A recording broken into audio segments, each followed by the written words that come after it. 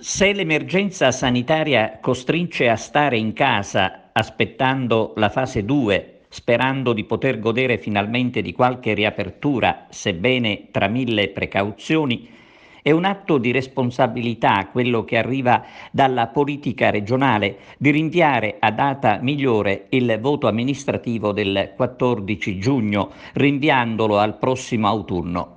Si parla di un periodo compreso tra l'11 ottobre e il 6 dicembre.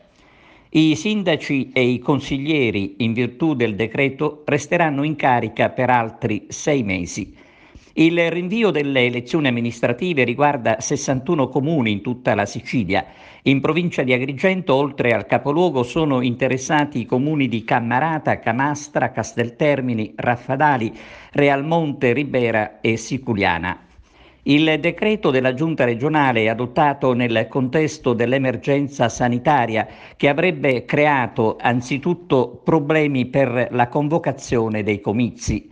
Insomma, una campagna elettorale in queste condizioni avrebbe sminuito il valore delle elezioni comunali, per le quali c'è sempre una particolare attenzione da parte degli elettori. Per questo era necessario mettere proprio gli stessi elettori nelle condizioni di partecipare al voto in sicurezza e serenità. Il decreto deve passare ora al vaglio della commissione dell'ARS e votato dall'Assemblea regionale.